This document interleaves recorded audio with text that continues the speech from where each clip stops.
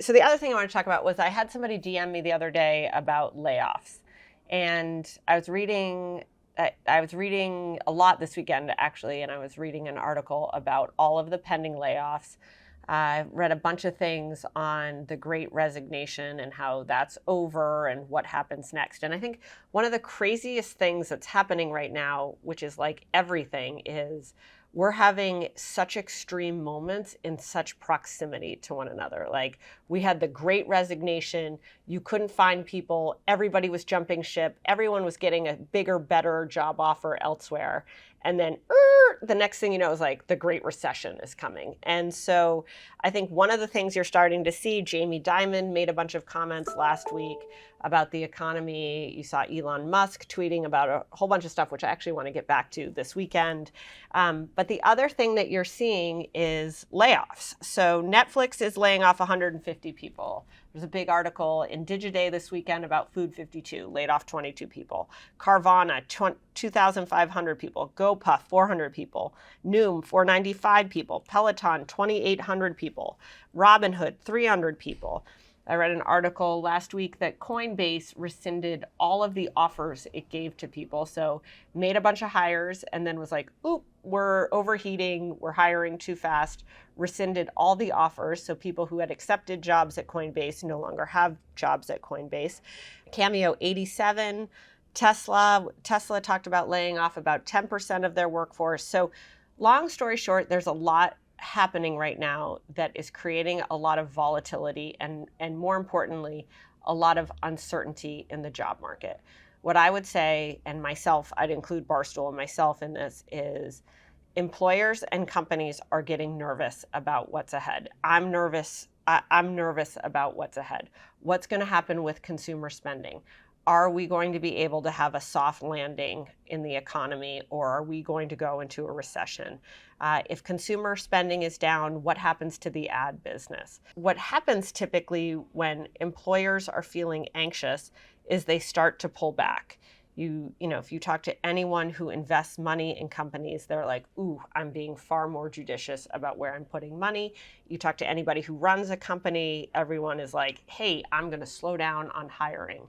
I want to be sure that the money I have in the bank stays in the bank. I want to be sure I don't get ahead of my skis in hiring or making too many investments or making too many risks, because I'm not sure where the economy is going to be in 6 months, and I'm not sure the position my company is going to have in that economy in 6 months. So huge amount of uncertainty, which is causing people to fall back. When this happens to you or when this happens to your company, I think getting laid off can be one of the most disheartening, upsetting, insecure feelings ever. I've been laid off. It is a horrible, horrible, horrible feeling, mostly because you're not in control. Like, it's not like you up and quit and we're like, fuck you, dude, I hate working for you, I'm out of here. Or it's not like you're like, hey, this job sucked, I'm on my way to a bigger, brighter future. A layoff is something that happens to you. You don't know when it's coming. You don't necessarily know what the reasons are. But you do know that it can have a devastating, devastating effect on your personal finances, on your self-esteem. And I don't really believe this, but for a short-term minute, you think it can have a major impact on your future. So I think the question is like, what happens if you're Peloton, you work for Peloton, and you're one of the 2,800 people who are laid off? Okay, the first thing I would say on a layoff is take a break, either go get drunk if that's your thing. I sometimes like to take to my bed, so you just want to like crawl in your bed. You can have a 48-hour, a 72-hour, don't go too much longer than that, but you have to have your sulk, cry, feel bad for yourself, pity party, call your mom and commiserate moment, right? Like you want to wallow in what just happened to you and have all the feels about it. You don't want those feelings to inhibit your ability to move forward. So get those feelings out there. If you can afford it or you have access to it, get away for a little bit. Like go take a break and just sit in the moment of like, oh shit, my job is gone. The second thing I think you need to do is to look at your finances. And you have to be honest with yourself. How much money do you have? How much credit card debt do you have outstanding? What are your major expenses? And how long can you go on? How long does your severance go on? And what does that mean for you being able to pay your bills? You obviously, if you're planning for a rainy day, want the money that you have to be able to stretch as long as humanly possible. I think the third thing is, once you figure that out and you decide, hey, I got to move back home for a bit, or I've got to take on a roommate, or I've got to get out of my lease, or I've got to move to a different city, like once you understand what your money looks like, then you understand what your options might be. Where should you live? How much money can you spend? How do you make the most of the money that you have right now? Maybe you don't pay your credit card off. You just pay a little bit of your credit card. Maybe you get that roommate. Maybe you go live at home for a bit. And maybe you take on a part-time job bartending, right? Maybe you just do something to bring in a little bit of supplemental income. I think the next thing is, what do you want to do next? Is your resume sharp? A lot of companies offer resume services. There is no shame in taking a company up on resume services. You got to get yourself some stationery to write thank you notes. You got to get your resume in order. The biggest thing I think in a resume where that people forget about is you need somebody reading your resume really quickly to understand who you are, what you've done, and how that's applicable to their business. Don't stuff the thing with too many words. Don't stuff the things with irrelevant stuff. Don't make them like a buzzword bingo sheet.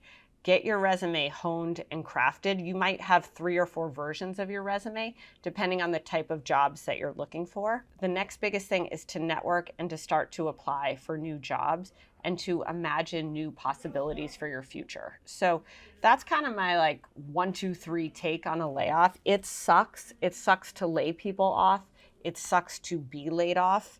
It can be a really emotionally debilitating experience.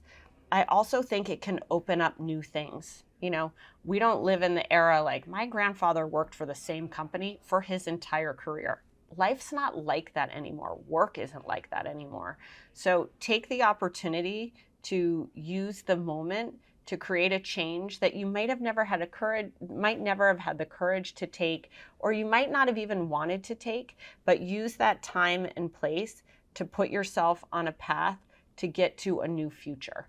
And you can do that. You can do it by being smart about your money. You can do it by being resourceful about your outreach in terms of new jobs, and by being honest with yourself about having all the feelings about being laid off, and then getting moving to making your job getting a job. The other thing you might want to do when you're thinking about what's next after your layoff and you've finished drinking all the Kim Crawford you can possibly funnel into your body, or you're done taking your nap, is who do you want to reach out to for a recommendation, right? Who do you want as your reference? I think a great thing to do would be to have a conversation with people who used to be your bosses or who you used to work with. Reach out to them. Say, do you have anyone in your network? Could you help me? Would you be a reference for me? What are your thoughts on this company, this company, this company? I think being proactive with people you used to work with, either in the job you just had or maybe in a job before that, those are great things to do. If you work with customers, it's totally appropriate to send a very thoughtful note. Do not bash the company you just worked for. Send a very thoughtful note and say, hey, I'm moving on. Loved this company, loved working with you. Any suggestions you have on leads would be greatly appreciated. So I think also thinking about who are all the people you're connected to in your current job, or your now former job, in the job before that, or in the ecosystem around the job you worked for. Reaching out to those folks, getting their perspective, learning what they think are interesting opportunities, and leveraging them for a reference or a recommendation. Those are things that can help set you up for success. You don't want to be too laid back, and you don't want to be too annoying either, right? It's totally appropriate to reach out to your old boss for a recommendation. If you ask 5 times and they say no, stop asking. You can reach out to a customer to be a reference or to give you a referral for another job. You can ask once or twice or 3 times. Don't ask 10 times. So it's okay to make the outreach. Most people are busy. Most requests are never responded to, right? Like I get 1,000 requests every day. I don't respond to half of what I should be responding to. The second thing is you got to have good feel for if somebody is going to respond. So if you call somebody, you text them and you email them and they don't respond to you, they're probably not going to respond to you. Move on to the next person. When you make your job getting a job, think about your day like that. Think about who you need to call, who you need to reach out to, what you can do to your resume. Literally take, if you want to work 6 hours a day on getting a job, chunk up that 6 hours into things that you can do to set you up for the most success in the future. Talk to a career counselor. Talk to your HR people from your last company. Go on every career site you can possibly imagine. Try to network. Use the internet. When you do that, it will help you feel empowered. It'll help balance that bite from getting laid off in the first place. And it'll help you set you up for success and hopefully get you to a place where you'll have multiple options of where to work in the future. The other thing Elon Musk did, which I'm curious to people's feedback, is not only did he say he's laying off 10% of people, he also said Tesla is going to be laying off 10% of people. He also said, hey, everybody get your ass back to work. And if you don't show up, we'll assume that you've resigned. I respect it. I love it. I think it's a ballsy move. I think it's very counter to, it's not an employee-friendly statement. It's kind of a take it or leave it, which I respect in that he's like, I'm not going to dick around on if you work from home, if you work here, I want you at work. This is a company that has people at work. If you don't want to come to work, that's totally cool. You're an adult, that's your call, but we're going to assume you don't work here. So fascinating take. I think it's extremely efficient. I think it's also just refreshingly blunt, and it'll be interesting to see how his employee base takes it. So speaking of that, like we're not top-down directed like that. Like I think if Dave or I were to say something like that, one, I don't think we would. I don't think we're very mandate-ish about where people work and how they work. That's just not our vibe and that's not our culture. We do act like that with a bunch of things. Hey, you got to promote Black Friday merch. You got to promote the bets. You got to do this, that, or the other thing. I think we're far more tactical about a zero tolerance policy where people need to act and do things. So I think we're more tactical like that. It's going to be really interesting to see what happens with work, whereby we went from Great Resignation, where everyone's essentially terrified of millennial employees. Everyone's creating more snack bars, more yoga rooms, more time for meditation, more this, more that, more perks to get people to work at the company. Then the economy basically overheats and now everybody's pulling back. And I think Elon is using that moment. Goldman Sachs is obviously getting people back, and they've been very vocal about that for a while, where he's using that moment and a blunt force object to basically say, like, get in line, and if you want to work here, these are the terms of your employment. So it's kind of to my original point of how everything is moving from one extreme to the next so quickly. But I also think it's kind of a leading indicator of that's where things are going. And the era of the perks and the accommodations and the crutches and the sweets and the treats may be over. And we're getting back after, 2.5 years of pandemic to, hey, work is work, and this is what's expected of work. And if you want a job, you live by those expectations.